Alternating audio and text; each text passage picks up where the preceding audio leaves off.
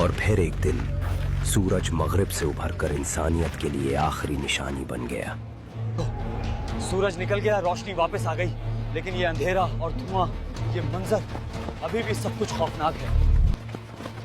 नबी सल्लल्लाहु अलैहि वसल्लम ने फरमाया कि क़यामत के करीब 10 बड़ी निशानियां ज़ाहिर होंगी। उनमें से एक होगी दब्बतुल अर्ज़।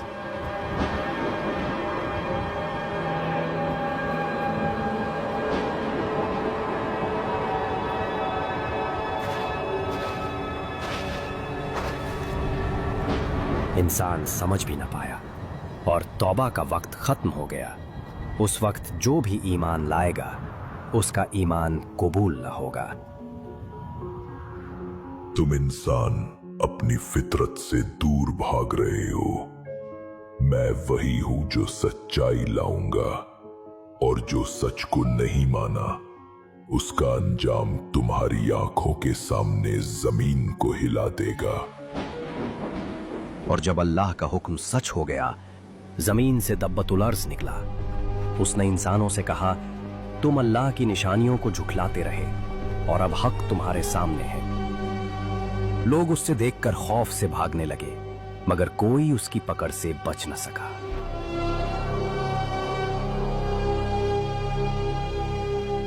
चेहरे हर इंसान का असली रंग दिखाता है।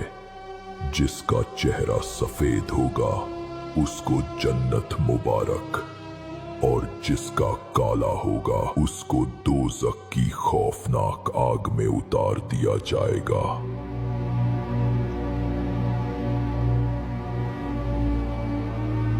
अब तुम्हारी बारी। लोगों ने अपने हाथ उठाए, मग़फ़िरत के लिए रो रो कर दुआ मांगी, लेकिन तौबा के दरवाजे बंद हो चुके थे। और फिर इंसानियत 2 हिस्सों में बांट दी गई। जिन्होंने ईमान को थामा उनके चेहरे रोशन हो गए, और जिन्होंने इनकार किया उनका चेहरा अंधेरे में डूब गया।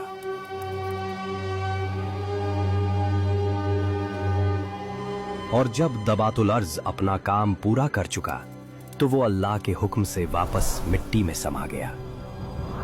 उसका काम था फैसला करना, और वो फैसला हो गया।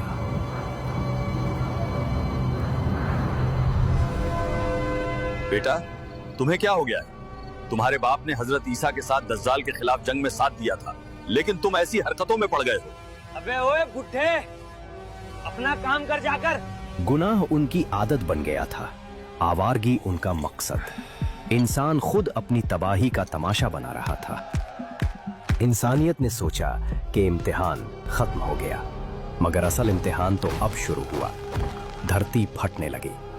एक तरफ मशरिक में जलजला, दूसरी तरफ मगरिब में, और तीसरी अरब की सरजमीन में। ये थी वो धरती का निगल जाना जो नबी सल्लल्लाहु अलैहि वसल्लम ने पहले ही बता दिया था। अभी तक तकरीबन 3 जगह पर जमीन के धंस जाने के वाकयात पेश आ चुके हैं।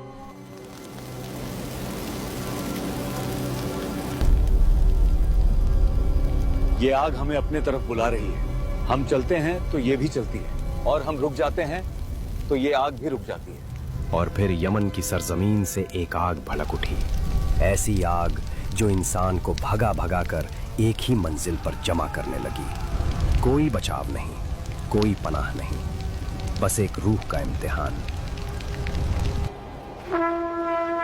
और एक ही सांस में सब कुछ बदल गया। सूर बच चुका था और कयामत उठ खड़ी थी।